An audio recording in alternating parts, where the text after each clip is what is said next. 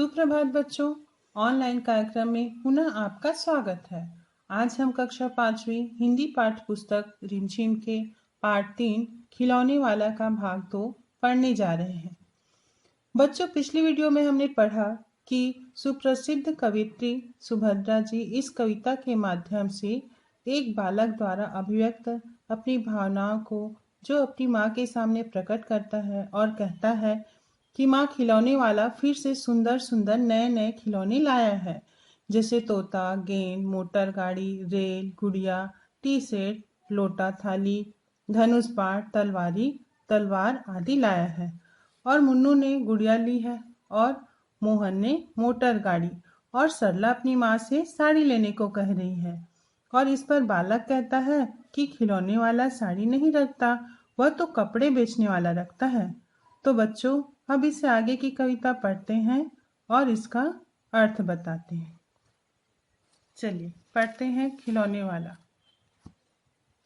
अम्मा तुमने तो ला करके मुझे दे दिए पैसे 4, कौन खिलौना लेता हूँ मैं, तुम भी मन में करो विचार।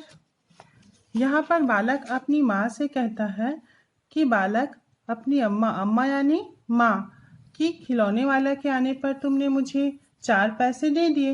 अब वह विचार कर रहा है यानी सोच रहा है कि उसे कौन सा खिलौना लेना चाहिए। और वह अपनी माँ से भी विचार करने के लिए कहता है या सोचने के लिए कहता है कि माँ तुम भी बताओ कि मैं कौन सा खिलौना लूं। तुम सोचोगी मैं ले लूंगा तोता, बिल्ली, मोटर, रेल, पर माँ यह मैं कभी न लूंगा, ये तो है बच्चों के खेल।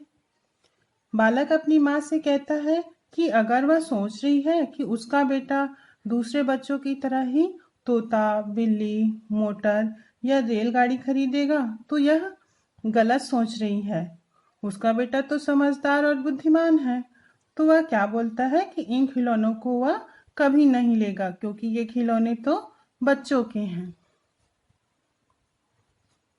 मैं तलवार खरीदूंगा माँ, या मैं लूंगा तीर कमान, जंगल में जा किसी ताड़का को मारूंगा राम समान। बालक कहता है कि वह तो तलवार या तीर कमान खरीदेगा और जंगल में जाकर राम जी की तरह ही किसी ताड़का को मार गिराएगा। बच्चों, आपने रामायण के बारे में तो सुना ही होगा। यह हमारी धार्मिक ग्रंथ है जिसमें श्री राम जी ने ताड़का का वध किया था। तब से यज्ञ करेंगे असुरों को मैं मार भगाऊंगा, यूं ही कुछ दिन करते करते रामचंद्र बन जाऊंगा। बच्चों, बालक कहता है कि वह खिलौने वाले से तलवार या तीर कमान लेगा और जंगल में जाकर ताड़का को राम जी के समान मारेगा। तपसी यानी तपस्वी गण, जैसे ऋषि मुनि लोग तपस्या करते हैं ना, धूप हो, गर्मी हो या बरसात हो और बहुत कष्ट सहते हैं, तो जो तपस्या करने वाले हैं उसे तपसी कहते हैं। तो बालक कहता है कि तपसी यज्ञ करेंगे तो असुरों अर्थात राक्षसों को मारकर भगा दूंगा, ताकि तपस्वी शांति पूर्वक यज्ञ कर सके। और इसी प्रकार मैं अच्छे अच्छे काम करते जाऊंगा और एक दिन खुद ही रामचंद्र बन जाऊंगा। यहीं रहूंगा कौशल्या मैं, तुमको यहीं बनाऊंगा, तुम कह दोगी बन जाने को, हंसते हंसते जाऊंगा। बच्चों, बालक कहता है कि माँ मैं एक दिन राम जी बन जाऊंगा और आपको कौशल्या बना दूंगा, क्योंकि राम जी के माता जी का नाम क्या था? कौशल्या। और बालक बोलता है अपनी माँ से कि अगर तुम मुझे वन यानी जंगल जाने को आदेश दोगे तो वह हंसते हंसते अर्थात खुशी खुशी जंगल भी चला जाएगा। जैसे श्री राम जी अपने माता पिता की आज्ञा का पालन करने के लिए वन चले गए थे, वैसे ही मैं भी जंगल चले जाऊंगा। पर माँ बिना तुम्हारे वन में मैं कैसे रह पाऊंगा, दिन भर घूमूंगा जंगल में, लौट कहाँ पर आऊंगा। किससे लूंगा पैसे, रूठूंगा तो कौन मना लेगा। कौन प्यार से बिठा गोद में, मनचाही चीजें देगा।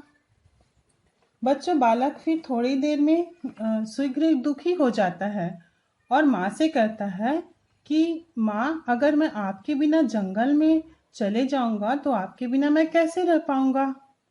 बच्चों, आप लोग के भी जीवन में माँ का एक विशेष स्थान है।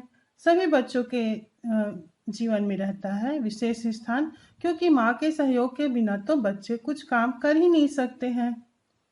तो वह सोचता है कि अगर मैं जंगल चले जाऊंगा तो मैं कैसे रह पाऊंगा। वह जंगल में पैसे किससे मांगेगा, किससे रूठेगा, और फिर कौन उसे मनाएगा। जैसे आप लोग रूठते हो तो आपकी मम्मी मनाती है ना, वैसे ही। और गोद में बैठाकर मनचाही अर्थात उसकी इच्छा के अनुसार अच्छी अच्छी चीजें कौन देगा, अर्थात मैं तुम्हारे बिना जंगल में कैसे रह पाऊंगा। बच्चों, यह कविता आप सभी को अवश्य पसंद आई होगी। इसे दोबारा पढ़ें और आरोह अवरोह के साथ इसे याद करें। इससे संबंधित कठिन शब्द, शब्दार्थ और प्रश्नोत्तर आपको दिए जाएंगे, जिसे आप अपने फेयर कॉपी में लिखेंगे। धन्यवाद।